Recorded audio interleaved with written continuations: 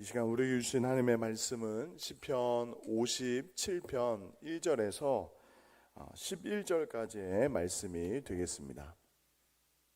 시편 57편 1절에서 11절까지의 말씀을 한 절씩 함께 교독하겠습니다. 하나님이여 내게 은혜를 베푸소서. 내게 은혜를 베푸소서.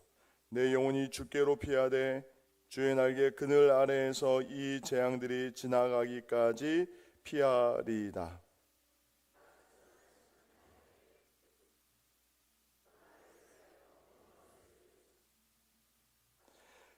그가 하늘에서 보내사 나를 삼키려는 자의 비방에서 나를 구원하실지라. 셀라. 하나님이 그의 인자와 진리를 보내시리로다.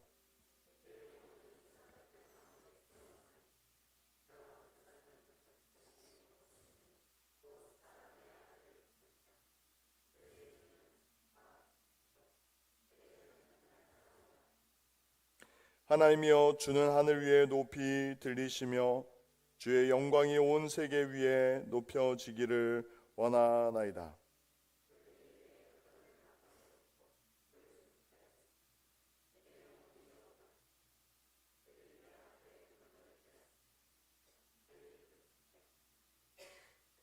하나님이여 내 마음이 확정되었고 내 마음이 확정되었사오니 내가 노래하고 내가 찬송하리이다.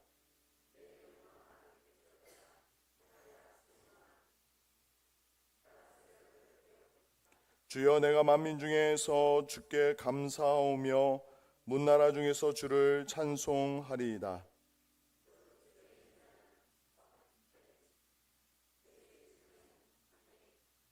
함께 읽겠습니다. 하나님이여 주는 하늘 위에 높이 들리시며 주의 영광이 온 세계 위에 높여지기를 원하나이다. 아멘. 우리 옆에 분들과 한번 이렇게 인사하겠습니다. 하나님이 우리를 사랑하십니다. 우리가 계속해서 기도의 주제를 가지고 금요기도회 때 하나님의 말씀을 함께 나누고 있습니다. 오늘 함께 나눌 말씀은 현실을 넘어 영광을 구하는 기도에 대해서 함께 나누고자 합니다. 우리가 잘 아는 주기도문을 우리는 늘 예배 시간에 기도하기도 하고 우리의 일상 속에서도 많이 고백을 합니다. 그런데 우리가 지난주에도 함께 또 살펴보았던 것처럼 여러분들이 잘 아시는 대로 예수님의 기도는 하나님의 영광을 구하는 기도로 시작하고 있습니다. 하늘에 계신 우리 아버지여, 이름이 거룩히 여김을 받으시오며. 그 이름이 거룩히 여김을 받는다라는 의미는 쉽게 말씀드려서 하나님의 영광을 구하는 기도다라고 말씀을 드렸습니다. 어떻게 일상의 수많은 문제들과 현실적인 필요와 삶의 문제들이 가득 차 있는데 어떻게 하나님의 나라와 영광을 구하는 기도를 할 수 있을까? 이 질문에 대해서 오늘 본문 하나님의 사람 다윗의 기도 속에서, 다윗의 삶과 기도 속에서 그 답을 우리는 어느 정도 또 함께 찾아볼 수가 있습니다. 57편을 이해하려면 그 배경이 어떤 상황 속에서 기록되어 있는지 표제가 알리고 있습니다. 57편 그 성경 말씀 보통 그 파란 글씨로, 성경 본문은 아니지만 성경의 본문의 내용을 잘 이해할 수 있는 그 상황과 그 내용을 기록하고 있는 경우가 덜어 있는데 57편에 보면 다윗이 사울을 피하여 굴에 있을 때에 57편이 기록되었다라고 기록하고 있습니다. 다윗의 인생, 다윗의 삶 속에서 굴에 피했다라고 명시적으로 기록된 것은 크게 두 번인데, 한 번은 아둘람 굴에 피해 있을 때이고 또 한 번은 엔게디 광야에서 그 굴에 피해 있을 때였습니다. 둘 다 사울의 칼날을 피해서, 다윗을 죽이려고 하는 그 사울의 칼날에 피해 있을 때에 다윗이 얼마나 힘들었을까요? 한번 생각해 보십시오. 당대의 최고 권력자가 수많은 군사들을 동원해서 중무장한 군사들을 데리고 그 다윗과 함께한 사람들을 죽이려고 찾아오는 거예요. 그때 다윗은 홀몸이 아니었습니다. 혼자가 아니었어요. 그 베들레헴 자신의 고향 땅에 있는 아버지와 가족들이 다윗과 함께 도피 생활을 함께 했고, 또 그 이스라엘 사회에서 외면당하고 소외되고 멸시받는 자들이 그 다윗이 머물고 있는 굴에 모여왔습니다. 다윗 혼자도 도망다니기 힘든데 그 수백여 명의 사람들을 인솔해서 다윗은 그 도피하고 있을 그때에, 굴에 숨어 있을 때, 그때 지금 다윗이 하나님을 향한 노래, 하나님을 향해서 부르짖어 올려드렸던 기도의 내용이 오늘 본문입니다. 그런데 오늘 본문의 상황에 다윗의 기도가 너무나 놀라운 것은 그 현실적인 상황에 대한 토로와 그 답답함에 대한 그 문제를 해결해 주시기를 원하는 하나님에 대한 간구보다도 간구를 뛰어넘는, 오늘 설교의 제목처럼 현실을 뛰어넘어 하나님의 영광을 구하는 기도까지 나아갔다라는 거죠. 어떻게 그럴 수 있었을까라는 그 질문을 가지고, 또 동시에 우리의 삶이 현실의 문제에만 급급하게 쫓아가는 인생이 아니라 정말 하나님의 영광을 구하는 그 기도에 동참할 수 있을지, 그 질문을 가지고 오늘 본문을 한 절 한 절 읽어가기를 원합니다. 먼저 다윗의 상황이 얼마나 절박하고 힘들었는지 오늘 본문 곳곳에서 이렇게 설명하고 있습니다. 먼저 1절, 3절, 4절, 6절을 제가 한번 읽어볼 텐데요. 1절에 보면 하나님이여 내게 은혜를 베푸소서, 내게 은혜를 베푸소서, 내 영혼이 주께로 피하되 주의 날개 그늘 아래 이 재앙들이 지나가기까지 피하리다 라고 기도하고 있습니다. 얼마나 다윗이 힘들었는지, 은혜를 베푸소서, 하나님의 은혜가 없이는 내가 살 수 없습니다 라고 간절히 구하면서 나를 숨겨달라, 나를 살려달라 라고 1절에 그 기도가 시작이 되고 있습니다. 또 3절에 보면 그가 하늘에서 보내사 나를 삼키려는 자의 비방에서 나를 구원하실지라 셀라, 하나님이 그의 인자와 진리를 보내시리로다. 다윗이 지금 겪고 있는 그 고난의 정도가 얼마나 깊은지, 그 대적들이 나를 삼키려고 합니다 라고 이야기합니다. 여러분 혹시 그 시골에서 고양이가 쥐를 삼키는 거 보신 적 있으십니까? 저는 봤습니다. 제가 어렸을 때 살던 곳이 시골은 아니었지만 그 집 마당에 평상에 앉아 있는데, 여름날 지금처럼 더운 여름날에 밖에 나와서 더위를 피하려고 밖에 평상에 앉아 있는데 마당에서 고양이가, 진짜 고양이가 맨날 그 배 나오고 이렇게 길고양이, 정말 게을러 보이는 그 고양이가 밤에는 눈을 확 밝히고 그 빠른 쥐를 더 빠르게 달려가서 한숨에 낚아채서 이렇게 무는 거를 제가 본 적이 있습니다. 근데 지금 다윗이 묘사하는 그 삼킨다라는 표현은 고양이 정도가 아니라 사자나 곰이나 정말 큰 짐승이 나를 삼키는 것처럼 내가 그 원수들의 이빨과 발톱 아래에 있습니다 라고 지금 이야기하고 있습니다. 4절은 무엇이라고 얘기합니까? 내가 내 영혼이 사자들 가운데 살며 내가 불사르는 자들 중에 누웠으니 곧 사람의 아들들 중에라. 그들의 이는 창과 화살이요 그들의 혀는 날카로운 칼 같도다 라고 이야기합니다. 얼마나 힘겹고 어려웠는지 그들이 던지는 그 말 한마디 한마디가 칼 같아요. 칼 같아요. 우리가 뭐 칼과 창에 찔려야만 사람이 죽습니까? 지금 다윗도 우리의 인격이, 우리의 삶이 사람들이 던지는 비방과 모욕과 공격에 의해서 우리의 인격이 만신창이가 될 수 있는 것을 너무나 잘 알고 그들의 혀가 날카로운 칼과 같습니다 라고 이야기합니다.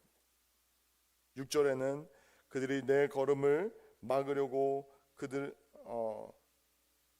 그물을 준비하였으니 내 영혼이 억울하도다. 그들이 내 앞에 웅덩이를 팠으나 자기들이 그 중에 빠졌도다. 셀라. 그물과 웅덩이, 이 함정의 특징이 무엇입니까? 겉으로는 드러나지 않아요.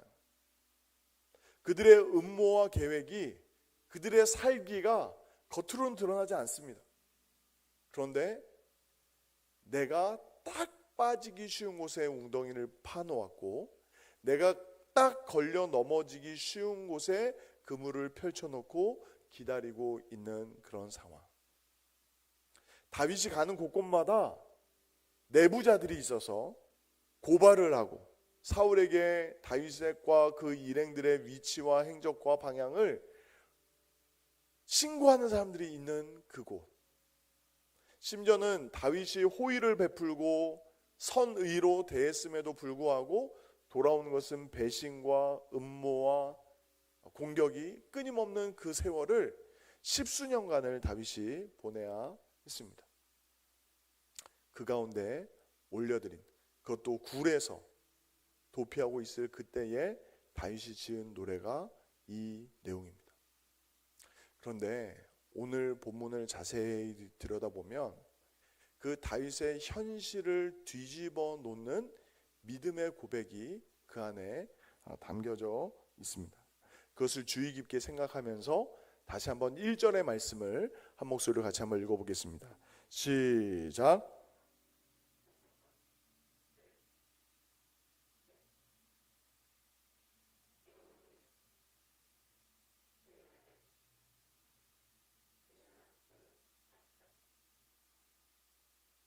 지금 다윗이 그 절체절명의 순간, 그 생명이 경각간에 있을 때에 먼저 구하는 것은, 저를 한번 따라해 보시겠습니까?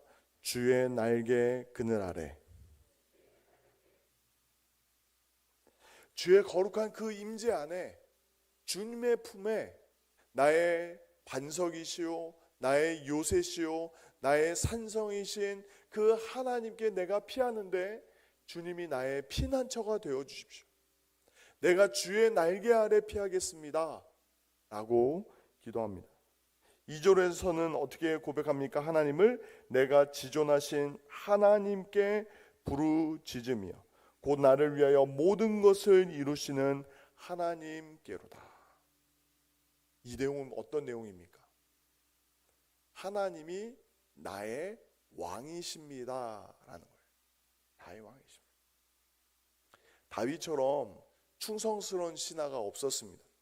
자신을 여러 차례 죽이려 했던 사울 왕에 대해서 사울이 살아있기까지 한 번도 사울을 향해서 그 충성의 마음을 접은 적이 없었던 다윗. 그런데 그러한 다윗에게도 궁극적인 충성을 다하는 분이 한 분 계셨는데 그분은 바로 지존하신 하나님, 살아계신 하나님, 만군의 여호와, 만왕의 왕이신 하나님 한 분을 온전히 그가 모시며 살았다라는 것을 기억하셔야 됩니다. 그리고 그분께 무엇을 간구하고 있습니까?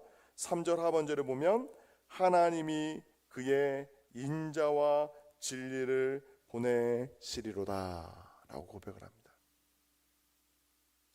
지금 다윗의 기도가 그 절박한 상황 속에서 현실을 뛰어넘어 주의 영광으로 나아갈 수 있는 근거가 어디에 있냐면 살아계신 하나님이 어떤 분이신지를 다윗은 정확하게 알았기 때문입니다. 하나님이 나의 피난처가 되시고 나의 지존하신 왕이 되시며 또한 그 인자와 진리로 나를 살게 하신다라는 것을 다윗은 그 긴급한 상황 속에서 믿음의 눈으로 보았기 때문에, 전인격적으로 경험했기 때문에 그 입술에 원망과 불평이 아닌 기도가 나올 수 있었다라는 것. 이러한 믿음의 고백은 주의 사랑과 주의 인자와 진리에 대한 확신은 우리가 잘 아는 로마서 8장의 사도 바울의 그 선포에도 담겨져 있습니다. 로마서 8장 35절에서 39절의 말씀을 우리 같이 한번 읽어보겠습니다. 시작. 누가 우리를 그리스도의 사랑에서 끊으리요? 환난이나 공고나 박해나 기근이나 적신이나 위험이나 칼이라. 기록된 바 우리가 종일 주를 위하여 죽임을 당하게 되며 도살할 양같이 여김을 받았나이다 함과 같으니라. 그러나 이 모든 일에 우리를 사랑하시는 이로 말미암아 우리가 넉넉히 이기느니라. 내가 확신하노니 사망이나 생명이나 천사들이나 권세자들이나 현재일이나 장래일이나 능력이나 높음이나 깊음이나 다른 어떤 피조물이라도 우리를 우리 주 그리스도 예수 안에 있는 하나님의 사랑에서 끊을 수 없으리라. 아멘. 할렐루야. 그렇습니다. 이 사랑 안에 붙들린 사람은 눈앞의 현실과 상황에 매이지 않습니다. 때로는 예기치 못한 질병에 걸릴 수도 있고, 누구도 예상하지 못했던 사고의 피해자가 될 수도 있고, 정말 믿었던 사람, 신뢰했던 사람들에게 배신과 따돌림을 당할 수도 있고, 정말 최선을 다해서 노력했던 어떤 학업이나 취업이나 그 사업에 있어서 쓰디쓴 실패의 경험을 할 수도 있습니다. 또 하나님을 정말 잘 섬기고 예배하는 공동체였음에도 예기치 못한 자연재해에 노출될 수도 있습니다. 그런데 그 모든 상황 속에서 하나님의 사람들이 갖고 있는 놀라운 축복이 있습니다. 그것은 다름 아닌 현실을 뛰어넘는 하나님을 믿음의 눈으로 보는 것입니다. 믿음의 눈으로 보는 것입니다. 하나님의 영광을 구한다라는 것은 막연하게 추상적인 어떤 미사역으로 주의 이름이 거룩히 여김을 받으시오며 나라가 임하시오며 이런 그냥 습관처럼 올려드리는 그런 기도가 아닙니다. 정말 살아계신 하나님이 내 삶에 나와 함께 계시고 우리의 가정 가운데 우리 교회 가운데 이 나라 이 민족의 그 현실 가운데 떠나지 않으시고 지금도 영원히 다스리고 계심을 믿기 때문에 우리의 인생이 정말 하나님의 손안에 있다는 확신이 있기 때문에 그 하나님을 마음껏 찬양하며 기도할 수 있는 것입니다. 여러분들은 성경의 많은 인물들이 언제 가장 행복했을까? 라는 그 질문을 한번 생각해 보신 적이 있습니까? 요셉이 총리가 됐을 때 가장 기뻤을까요? 아니면 몇십 년 동안 사랑했던 가족들을 못 보다가 그 만났을 때 그 감격 속에 기뻐했을까요? 아니면 정말 노예 생활하다가 노예의 어떤 그 노예들을 관리할 수 있는 관리자가 됐을 때 기뻐했을까요? 언제일까요? 그런데 제가 본문을 그 창세기 요셉과 관련된 본문들을 여러 차례 설교하면서 본문을 읽어갈 때 성경에 일관된 교훈은 무엇이냐면 하나님이 함께 하심으로 요셉이 형통하였더라 라고 기록하고 있습니다. 우리가 생각할 때는 우리의 삶의 행복과 기쁨과 감사의 이유가 흔히 세상 사람들이 생각하는 행복의 조건들에 의해서 눈에 보이는, 손에 잡을 수 있는 세상의 수많은 조건들에 의해서 많이 좌지우지 된다라고 생각하는데, 성경이 우리에게 도전하는, 하나님의 말씀이 우리에게 권고하는 그 말씀은 그게 아니라는 거예요. 눈에 보이지 않지만 살아계신 하나님이 여러분들의 인생과 삶의 기쁨과 감사에 상수가 되시는 줄 믿으시기 바랍니다. 변하지 않는 이유, 변하지 않는 이유, 변수가 아니라 이랬다 저랬다 상황에 따라서 하나님이 떠나셨다가 오셨다가 멀리 계셨다가 가까이 계셨다가 그런 의미가 아니라, 우리에게 영원한 언약을 맺으신 하나님이 우리의 하나님, 우리의 왕이 되셔서 그 백성 삼아주시고 우리를 떠나지 않으시고 우리와 늘 함께 동행하심으로 말미암아 우리의 삶에는 우리가 느끼든지 느끼지 못하든지 분명한 감사와 찬양의 이유가 지금 살아계신 하나님으로 우리와 함께 계시는 줄 믿습니다.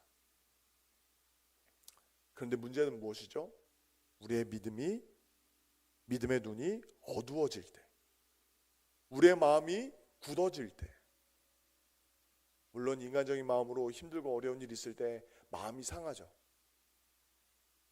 하나님 왜 나만 이런 고난을 겪어야 됩니까? 나에게 왜 이런 슬픔과 아픔을 주셨습니까?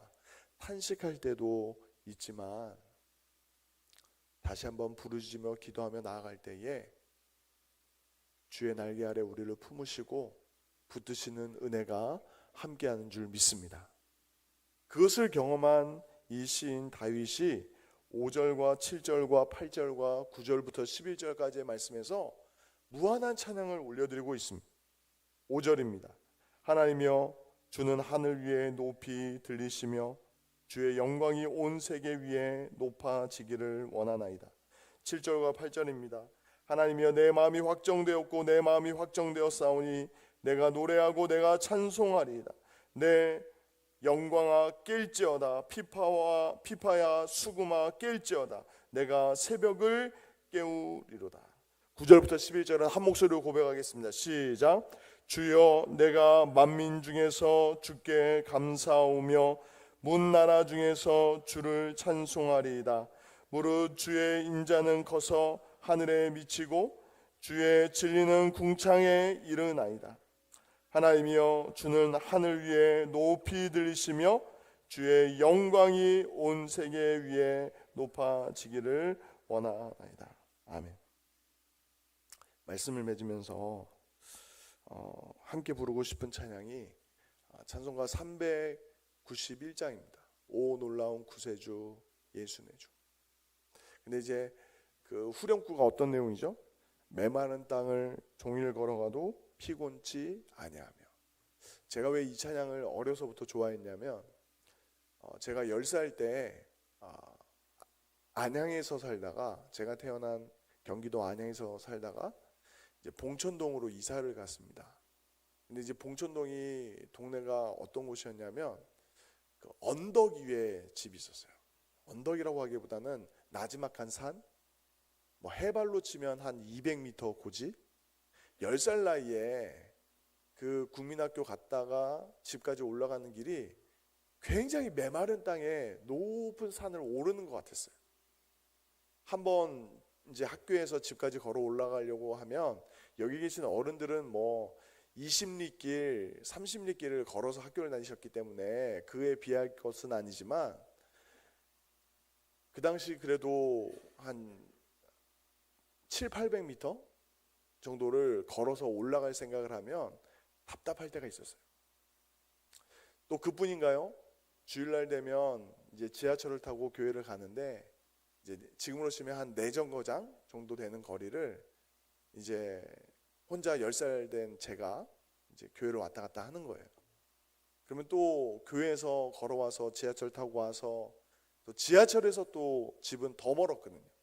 한 1km 정도 되는 거리를 가다가 마지막 그 순간에는 가파른 언덕을 한 200~300m 정도 걸어 올라가야 되는데 그때 이 찬양을 많이 불렀어요. 메마른 땅을. 여러분들 상상이 안 되시죠? 10살짜리 뭐 애가 뭐 저런 찬양을 부르나 싶은데 저희 땐 그랬어요. 뭐 어머니 따라서 기도원도 다니고 구역 예배 다니고, 그래서 저한테 익숙했던 노래가 이 찬양이었는데, 이게 돌이켜 생각해 보니까 그때 10살 때 불렀던 찬양을 이 30여 년 동안의 지난 시간들을 돌아보니까 정말 10살 때는 그 200m 올라가는 게 힘들었는데, 그 이후에는 더 높은 산, 더 거친 산, 때로는 더 깊은 골짜기를 걸어갈 때에도 인생의 비밀은 다 동일했다는 거예요. 다 동일했다. 놀라운 구세주 예수 내 주님이 함께 하시면 다 구원의 현장이요, 찬송과 감사의 자리로 바뀌는 줄 믿습니다.